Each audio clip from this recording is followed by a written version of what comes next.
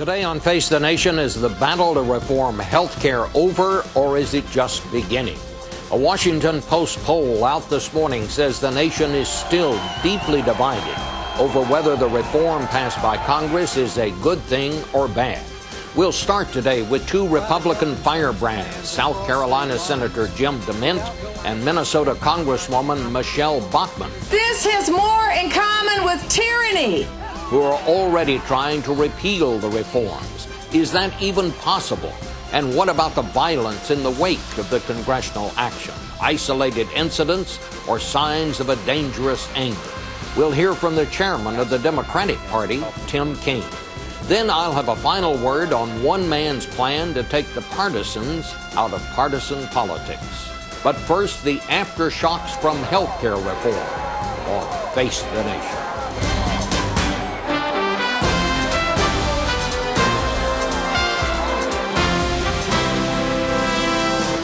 Face the Nation with CBS News Chief Washington Correspondent Bob Schieffer. And now from CBS News in Washington, Bob Schieffer. And good morning again. Republican Senator Jim DeMint is in his home state. He's at Greenville, South Carolina today. We start with him. Senator, good morning. Welcome to the broadcast. You said that this was going to be Barack Obama's Waterloo, and that if Republicans could defeat him on this, it would break him. Well, he won Waterloo, it looks like. So I guess my question to you is, what do you do next? Good morning, Bob. We'll find out in November who won or lost this battle. Over 60% of Americans still want Republicans to fight to repeal this. So what I do next is I'm trying to replace those who voted for this bill. I want to repeal it, and I want to replace it with some real reform that put patients in charge of their health care again. Well, you know, a new poll out this morning in the Washington Post does not suggest that a majority of Americans are against this, but what it does show is the country is still deeply divided. It says 46% support this, 50% oppose it. That is about the same as it was before the legislation was passed. But I guess the question I have for you is, can the president expect cooperation on anything from Republicans from here on in? Well, the president has burned a lot of bridges on this health care reform package that he's rammed through Congress and rammed down the throats of the American people. The procedures that were used, the backroom deals, the kickbacks have created a lot of bad feelings. Now, we're still looking for ways that we can work together with the president, particularly on foreign policy and as it relates to the security of Americans. We have to keep that. But all of us who believe in freedom in this country recognize that if this health care bill stands, it'll not only destroy our health care system, we believe it'll bankrupt our country. So to give up on repealing this bill will be giving up on our country for me, and I think for millions of Americans. Well, do you plan to do anything other than just try to defeat Democrats in November at the polls? Will there be anything between now and then, any action you will take, Senator? Well, Bob, it's going to be important that we help people understand what this bill does. I mean, we're already getting letters from physicians who are going to take early retirement or who are no longer going to take Medicare or Medicaid. I think as people figure out that this bill cuts from Medicare and doesn't pay doctors enough to see Medicare patients, millions of the people who they say are going to get insurance are just going to be put on Medicaid. Over half the doctors already don't take Medicaid. Businesses are going to be taxed. People are going to lose their jobs. We need to help Americans understand that there's a better way to do this, but we have to begin by repealing this bill that's based on government controlling our health care. So part of what we've got to do is just make people aware of what's really going to happen over the next few years and hopefully enlist them to help us repeal it by replacing those who voted for it in November. You know, one of the things the president said when you all said that we're going to continue to oppose this, he said, bring it on, that he was ready for the fight. And I suppose one of the ways he is doing that is he announced last night that he is going to what they call recess appoint 15 nominees for government jobs that have been appointments that are being held up in the Senate. He's going to appoint them during this recess. And for people who don't quite understand what that means, what it means is they can go to work, fill out those positions, and continue to work in those positions until the next Congress is seated next year. What's your response to that? Well, Bob, the president is mocking Americans who continue to be against this bill, and he said bring it on, and that's what we intend to do. Now, his recess appointments belie the fact that hundreds of his nominations have been confirmed unanimously by the Senate. But he has had mixed in with these batch of nominations some pretty radical folks. Craig Becker, who was in the group that he appointed by executive fiat yesterday, is someone who's worked for unions his entire career, and he put him on a board that's supposed to be unbiased arbitrators between businesses and unions. Democrats oppose this nomination, so there's bipartisan opposition, and all we had asked for is some debate and a vote on this nominee. He decided to circumvent Congress again, which has become his style on so many issues, and just appoint him while we were out of town. Senator, we saw some pretty scary stuff last week, both before and after this vote. We saw members' offices that were trashed. We saw death threats. We saw all kinds of things. Do you think the parties have an obligation to try to tone down some of this runaway rhetoric? Is it, in fact, dangerous? Hey, Bob, I've been with hundreds of thousands of Tea Party patriots, and I've been with thousands of people at town halls and Washington rallies, and I've never seen any violence or heard any bad language. Now, always when you get large groups, you're going to get a few bad actors, but it's unfair and untrue to try to paint this whole American awakening with some of the bad comments that we heard last week in Washington. There's no place for violence or bad language in American politics. We settle our differences with our voices and our votes. But I do believe that it is the right and obligation of Americans, when they think the government is going in the wrong direction, to speak out and even take to the streets in nonviolent protest to let their congressmen and senators know that they don't like the way we're going. And I think that's what we're seeing, and I think we're going to see a lot more of it. But again, I encourage all Americans to do it the way we do it right in America. No violence. Just good protest if that is necessary. But let's take this to the November elections and let those people in Congress know who do you want to represent them. All right. Senator Jim DeMint from South Carolina. Thank you so much, Senator. And now we want to go directly to Congresswoman Michelle Bachman, who joins us from her home state. She's in Minneapolis today. Congresswoman, and we used a little clip of what you said in the beginning of this. You said last week that health care reform was dangerous, and you equated it with tyranny. Do you really mean that? I do, because now we have the federal government, Bob, taking over ownership or control of 51% of the American economy. This is stunning. Prior to September of 2008, 100% of the private economy was private. Today, the federal government has taken either direct ownership or control of banks, the largest insurance company in the United States, AIG, Freddie and Fannie. The federal government now owns, Bob, over 50% of all home mortgages.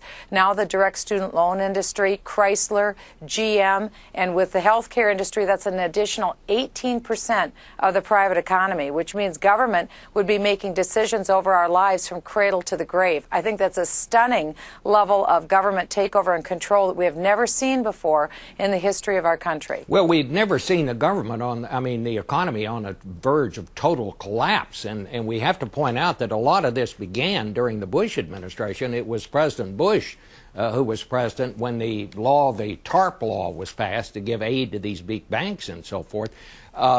Both people in that administration and this one would say that that staved off what could have been something like the Great Depression. You don't agree with that?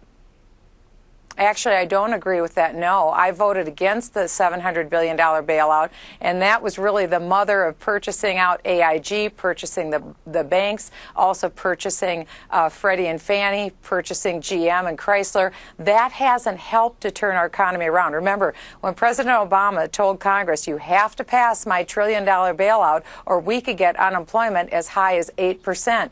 Here we are, still at 10% unemployment levels, and the administration has warned the American people, get ready, this is the new normal. We don't have to have this be the new normal, but if government persists, remember again, 51% of the economy is now under the ownership or control of the federal government. We need an exit strategy, and we need to get back to private ownership so that we can have a productive economy. Congresswoman, I want to ask you about something that stirred up something of a controversy when you said it some time ago. You said that you thought Barack Obama had anti-American views. And just last week you said, I said, and this is a quote from you, very serious concerns that Barack Obama had anti-American views. Now I look like Nostradamus. So what do you mean the president is anti-American? What I meant are the policies that I had just mentioned to you. I think it is very serious when the federal government directly owns car companies. That is not the American way. Or when the American economy directly owns 50% of all America's mortgages, or has direct ownership or control of the healthcare industry. Just this week, we saw American businesses announce that Obamacare will cost them $14 billion. Here in Minnesota, Medtronic announced, because of the new tax increases on medical devices, they could be looking at shedding an additional 1,000 jobs. Or 3M, it will cost them potentially $90 million in the first quarter. President Obama's own numbers, his own economic advisor, Christina Romer, said that Obamacare could cost the economy 5.5 million jobs lost. That is not going to bring us back to economic health going forward, but that's what you expect when you have massive tax increases, massive Medicare cuts, massive premium increases. You will have massive job loss. I want to ask you about where Republicans go from here on health care reform. Sarah Palin famously said last week that it is not time for Republicans to retreat. It is time to reload. Now, she has since modified that and said she wasn't talking about guns. She was talking about getting out there and using the vote. Do you think Sarah Palin has overstated it here? Well, I think that she's accurately saying that the Republican Party and people who are conservatives in this country and independents and disaffected Democrats want to have the federal government repeal Obamacare. And I would agree. I went to the House floor the first thing on Monday and put a bill in that would repeal Obamacare. So did other of my colleagues, Steve King of Iowa, also Parker Griffith of Alabama, and also other members as well. Jim DeMint also put in a bill to repeal Obamacare. That's what I believe the American people want us to do. And again, the New England Journal of Medicine released a survey the week that President Obama signed Obamacare, stating that over 30% of American physicians would leave the profession if the government took over health care. That's very serious going forward. So you intend to oppose this, obviously. Do you think Republicans should cooperate with the administration on anything from here on in, or just put it all on the line here, oppose this administration, and let people settle it in November? Well, I think that we need to repeal Obamacare, but I think we need to be all about the American people. That's why I oppose Obamacare and why I believe we must repeal it. We need to work together, whether we're Republicans, independents, Democrats. We all have to work together for whatever is in the best interest of the American people, and repeal most certainly is in the best interest of the people, because this bill will lead to economic harm if it's left in place. All right. Well, thank you so much, Congresswoman. We'll get a totally different view of all of this in 1 minute when we talk to the Democratic Party Chairman, Tim Kaine.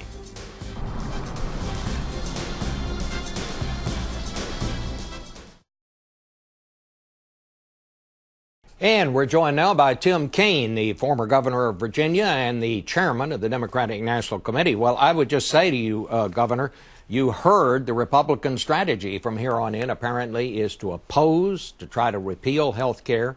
Do you think, in fact, that that's possible?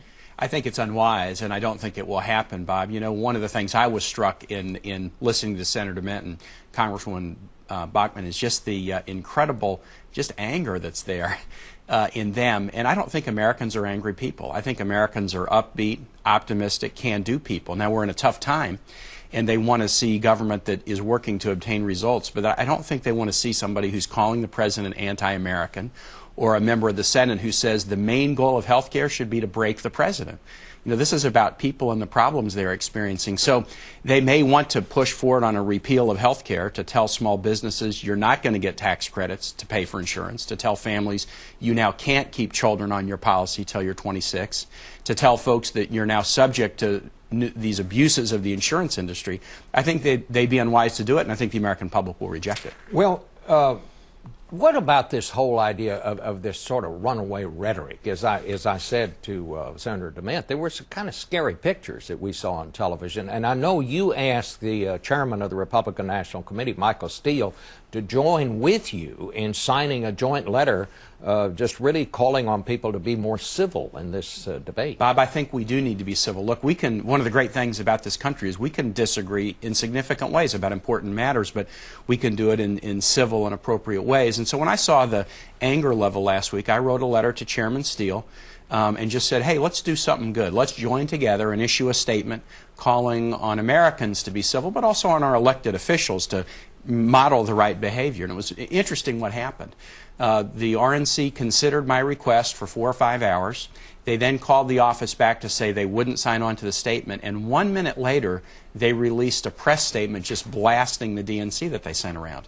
We then did what we were not going to do, which we just disclosed my letter in the statement. And if you read the R-N-C's press statement and you read the very even-handed thing that I asked them to sign, you'll see that this kind of rhetoric is not only a little bit out of control, but apparently some think it's to their strategic advantage to keep people stoked. Did you get any behind-the-scenes words from the Republicans about why they didn't want to do this? Or what happened was they about 5 hours after we gave them the statement, and again the statement is completely even-handed. It doesn't point the fingers at any side. It just says we all ought to tone the rhetoric down.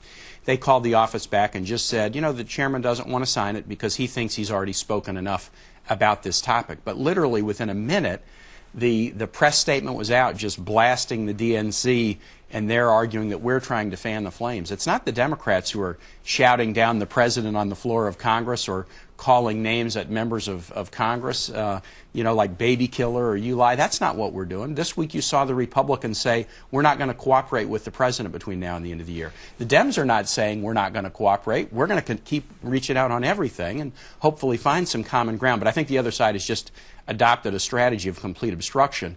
And, you know, even beyond health care, Bob, I think that's a loser strategy. Americans want results. That's what they want to see out of Washington. They want people to work together. Let me just ask you about this, because you all put out a fundraising letter at the DNC.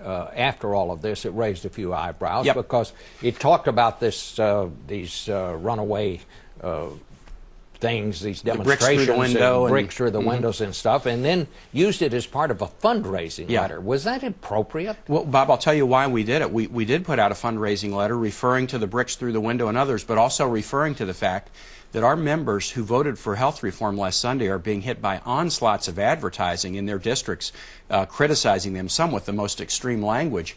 One of my jobs as party chair is I want to be on TV thanking our members and praising them for doing an important thing for the American public. So I did. I sent out an email and I said, look, our folks are under attack who did a good thing. And I want to be able to put ads up on the air to protect them. And so, yes, we are out there vigorously promoting our members who did a very important thing for American families by enacting this reform, which will provide a path to coverage, will provide security for those with insurance, and as the CBO said, will bring health care costs down.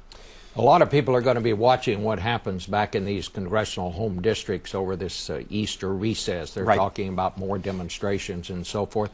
Republicans have actually, your counterpart at the Republican National Committee, actually sent Republican members of Congress a letter of things to talk about and things to stress, the high cost of health insurance and so on and so forth. Are Democrats, did you give them talking points? What do you expect they'll be talking about? Well, we definitely have, and at the DNC we have a wonderful organization, Organizing for America, that is grassroots volunteers in every community. They did more than 30,000 pro-healthcare reform events during this debate, and they're very active and engaged in each of these House districts. When a member will find it helpful, we're planning on doing a lot of events this week to thank members, to support them, and to put out the real facts. I was listening to Senator DeMint. He says he wants to repeal a government takeover of the health industry. Well, really what he's trying to repeal is curbs on insurance companies. We don't want insurance companies to be able to kick people off their policies when they get sick or turn you down when you try to get a new job because of a pre-existing condition. I don't know why the Republicans want to put insurance companies back in the position where they have that kind of whip hand over the American public. We want the doctors and the patients to make the decisions. Do you have concerns about the safety of Democrats out there? Because Senator DeMint said, look, this is just the old American way. People are protesting. Yes, there are going to be some bad apples here, but this is just kind of how we do it. Well, Bob, I think he's being disingenuous to say that, because when you, as some of the members do, say this is Armageddon, the biblical war at the end of the world, the battlefield where it takes place, you're sending a message to folks. When you're saying that, you want to target members and you have a map of the United States and you put a gun sight on members' districts, when the elected leadership feels comfortable yelling out, you lie, or baby killer, they're stoking anger and they need to stop it. All right. Mr. Chairman, thanks thank you so much. Back in a moment with some final thoughts.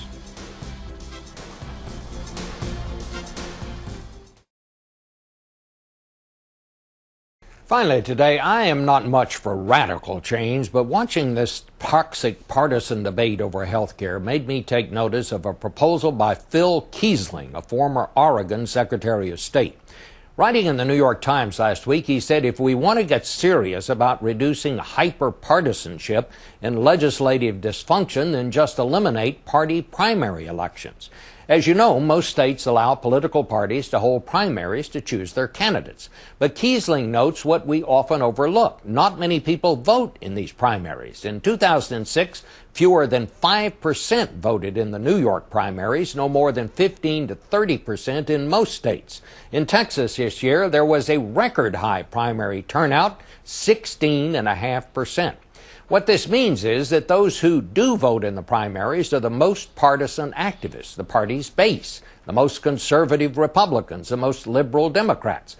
To win a primary, Democratic candidates have to move left. Republicans have to move right, which leaves the candidates stuck with positions that are less moderate than most people who vote in general elections, and worse, positions from which they can't compromise once they reach Washington. To change this, Kiesling proposes that every candidate, Republicans, Democrats, Independents, all run together in one nonpartisan primary with the top two, whatever their party, facing off in November. This wouldn't be a cure-all, but Kiesling believes it would reduce the disproportionate power the current process gives to the shrillest and most mean-spirited partisans. For sure, the result couldn't be worse than what our current system has produced. Back in a minute.